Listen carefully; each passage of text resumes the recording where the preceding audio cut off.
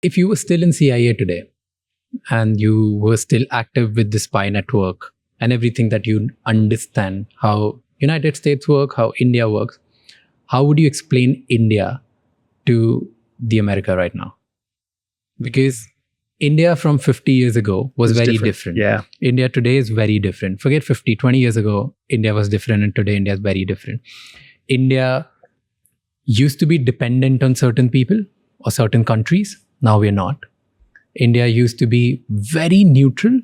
Now we still are neutral, but with our clear stance as well. Mm-hmm. Earlier, we used to not comment on anything.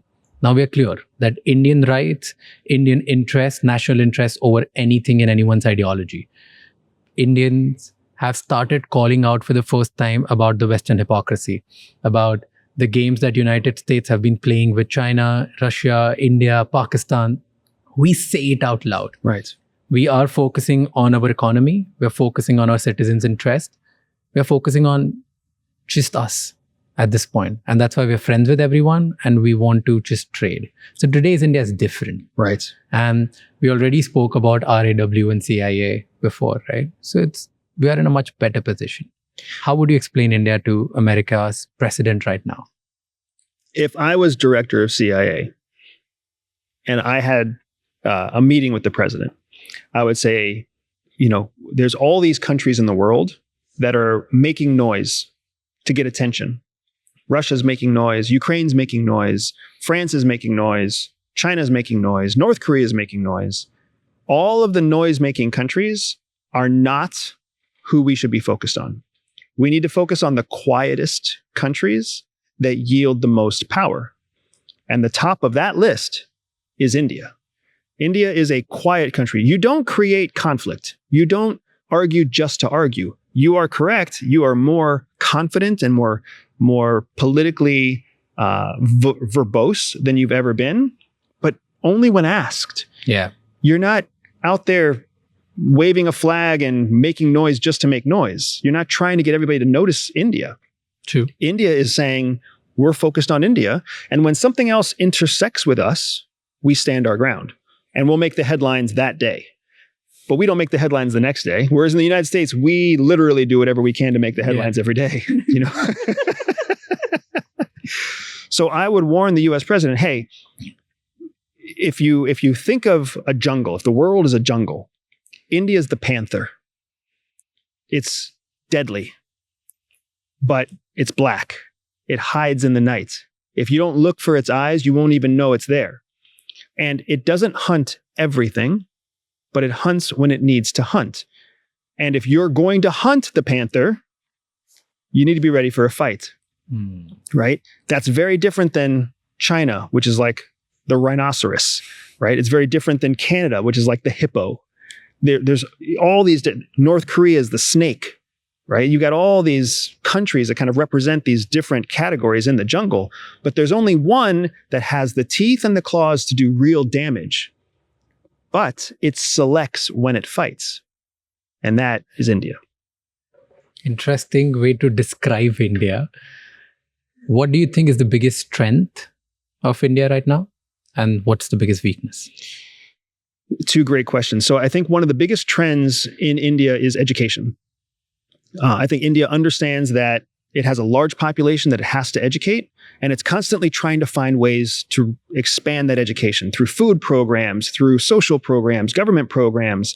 I mean, there are so many children that are so far in rural India that are so underserved that the government understands that a big part of what makes them successful is they can take very successful Indians out of India just for 4 years for university, 2 years for a job, 3 years on a visa. And then they come back and they bring all that knowledge back to India. Because one thing I will say is fascinating about Indians. They are Indian first, right? Even if they are, what do you call them, ABCDs? American-born confused desis. Yes. Even if they're American-born Indians, yeah. They're still Indian first. Yeah. Right? And that cultural identity is very powerful. And I think the government of India understands that cultural identity is going to continue to mean that all of your successful Indians bring that success back to India. You yourself are successful worldwide. You bring that success back to India. right? You bring that reputation, you bring that wealth, you bring the currency, the tax base, you bring the business, whatever, you bring it back to India. So India is correct to be thinking that education is important. Educate more Indians, find more talent, create more talent that can go out in the world and come back and be successful again. I think one of the weaknesses in India is that they are still trying to replace existing processes. They're trying to step in and be the new manufacturing base. But wealth doesn't come from manufacturing. Wealth comes from creating high tech, high ticket price, high value solutions. The United States created their empire following World War II by being the epicenter for technological development. The reason China stole so much from the West was because China knew that if they were ever going to stop being the world's manufacturing base and all the pollution and the water structure and the infrastructure challenges that come with being a manufacturing base, if they were going to get past that, they had to focus on technology. So they focused on telecom, and they focused on electric vehicles, and they focused on internet and AI and robotics. Well, India is now seeing an opportunity to become the new manufacturer. But that's not going to be what makes them very wealthy. That's not going to be what makes them truly independent. India has an opportunity to essentially create another competitor to China, because India has the kind of relationships with the United States where the United States will gladly give intellectual property to India that they would never give to the Chinese, right? They would give India the opportunity to create semiconductors so that we wouldn't have to be so dependent on Taiwan. They would give India the opportunity to manufacture fighter weapons, tanks, airplanes, trucks, avionics, drones. We would give that to India.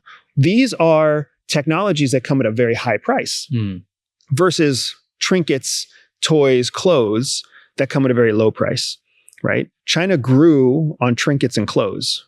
India was at the same time a competitor to China in terms of basic manufacturing, but India hasn't yet realized that it can skip a level. It can skip right to high-tech development by stealing from China, by bartering with the United States, simply by being an alternative, because the United States, above all things, doesn't want China to succeed. That's what America wants more than anything. Just don't let China succeed.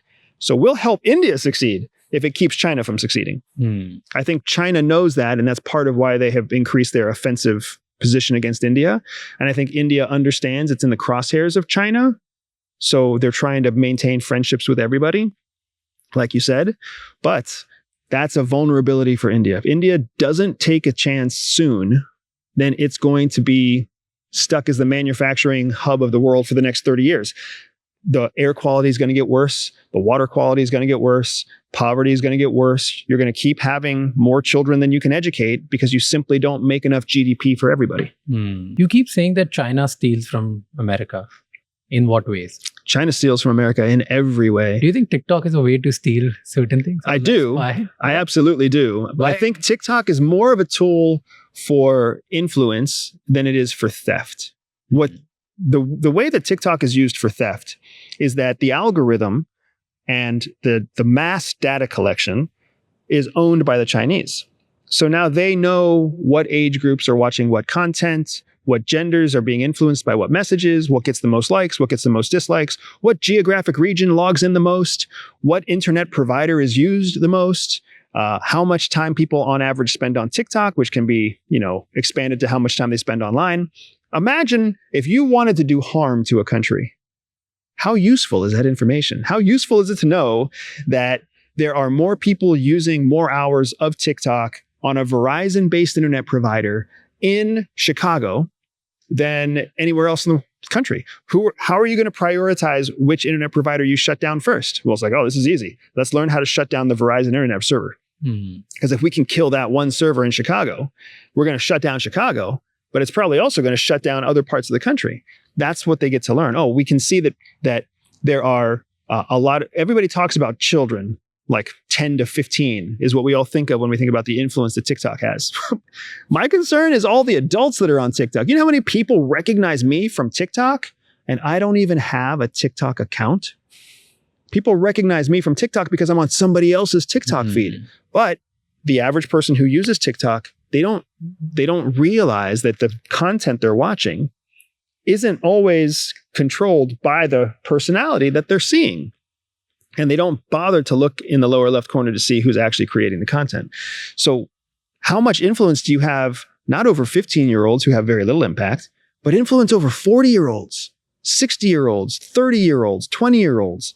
How much of the challenge that America is going through right now culturally because of the social media age has been cultivated in part by TikTok, but in part by Meta, in part by all of the social media companies?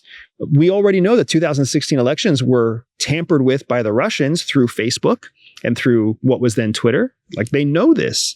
So what are we doing about it? That's my answer to how is China stealing? Do I think TikTok is a tool? They steal the metadata, but then they use that metadata to create influence on the right networks. Do you also feel it can be a great spy tool? Because probably it's listening to your conversations, tracking your location. It's not a probably. It's all of social media are phenomenal spy tools. Here's a major difference. People remember the 1960s and 70s when CIA would create its own technology. We would create the SR-71. We would create drone aircraft. We would create Stuxnet and blow up centrifuges in Iran, right? We would create technologies from scratch. So now some of the best technology that we use out there isn't developed by CIA. It's developed in the open market. It's developed by innovators and engineers. One of the biggest tools that the United States uses to create new technology isn't engineering, it's investment. We can invest in a new technology, and part of that investment means they're not allowed to share it with anybody else. So that's how we can stay one step ahead of everything, because the United States has become the tech innovative sector of the world. Thank you so much ये clip and तक देखने के लिए. अगर आपको और भी ऐसी क्लिप्स देखनी है तो राज शमानी क्लिप्स चैनल को सब्सक्राइब कर लीजिए.